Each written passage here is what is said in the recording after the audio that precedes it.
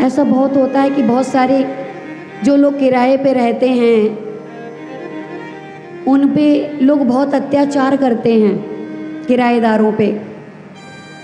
परंतु मैं यहाँ से ये आह्वान करती हूँ कि अगर मैं इस योग्य हुई, कोशिश करूँगी, अगर मेरे प्रभु ने चाहा तो मैं ऐसी बिल्डिंग बनाऊँगी जिसके पास मकान नहीं है, आजीवन निःशुल्क वो वहाँ पे रहे सम्मान के साथ। मेरा ये प्रण है और संकल्प भी है कि जिस दिन भी मैं इस योग्य हुई तो मैं ऐसी बिल्डिंग बनाऊंगी जिस बिल्डिंग में कोई भी किराएदार ये ना कहे कि मैं किराए पे रहता हूँ या रहती हूँ।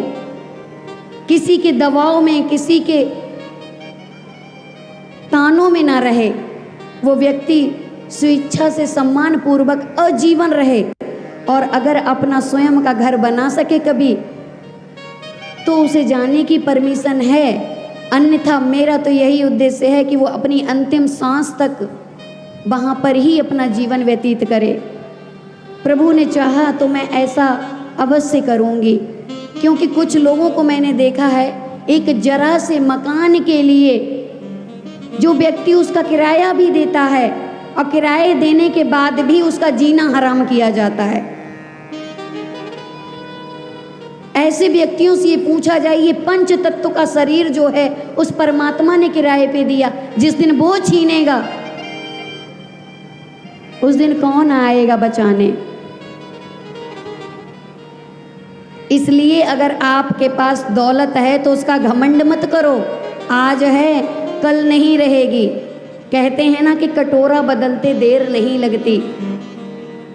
और जिनको अपने किलों पे, महलों पे घमंड है, वो यकीन मानो उनकी औलाद आने वाले समय में ऐसा बुढ़ापे पे निकालती है, ऐसे ही लोगों को वृद्धाश्रम या कहीं भी छोड़ देते हैं।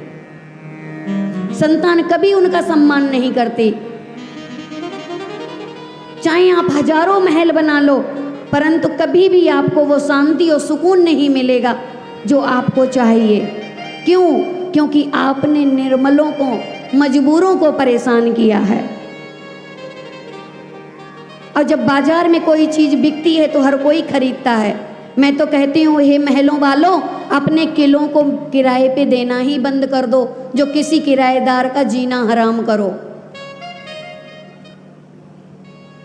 अपने विचारों को अच्छा रखो। अरे दौलत दी उस परमात्मा ने तो उसे संभाल के रखो,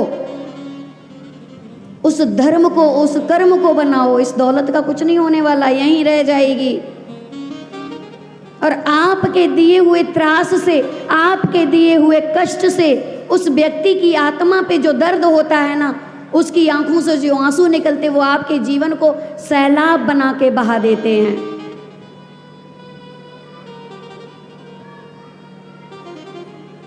मैं हमेशा प्रयास करती हूँ कि मेरे कारण किसी को दुख ना हो, मेरे कारण हर व्यक्ति को सद्मार्ग मिले, मैं यही चाहती हूँ। और मेरी ईश्वर से यही प्रार्थना है कि मुझसे बेशक सब कुछ ले लेना, पर मेरे अंदर कभी अहंकार, क्रोध, घमंड इनको कभी प्रवेश न करने दे। जैसे आज आप मेरे समीप आते जाते बैठते हैं, ऐसे ही सदैव बैठें, ऐसे ही सदैव प्रेम से मेरे पास, कोई भी सुरक्षा, कोई भी पाबंदी, कुछ भी ना हो, कोई आडंबर, कोई दिखावा। जहाँ घमंड आता है वहाँ ये सब दिखावे होने शुरू हो जाते हैं।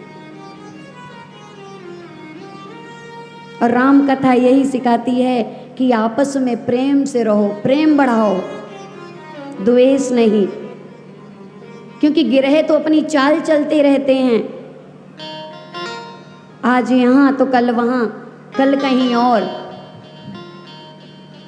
प्रेम तो मन से होता है। अमीर गरीब, ऊंच नीच, छुआछूत, किस लिए? ये भेदभाव बिल्कुल खत्म होना चाहिए। आप हिंदू राष्ट्र की बात करते हैं तो हम भी करते हैं, परंतु आपस में कोई कहता है ये ब्राह्मण बड़ा, वो ब्राह्मण बड़ा। ब्राह्मणों का पतन किस कारण? इसी कारण हो रहा है, आपस में एकता नहीं है। हम ये ब्राह्मण हम बड़े हैं, हम वो ब्राह्मण हम बड़े हैं। अरे भैया इंसानियत तो लाओ, ब्राह्मण सब हो एक बनो, क्षत्रिय हो एक बनो। आप अपनी एकता को तोड़ के कभी नहीं रह पाओगे।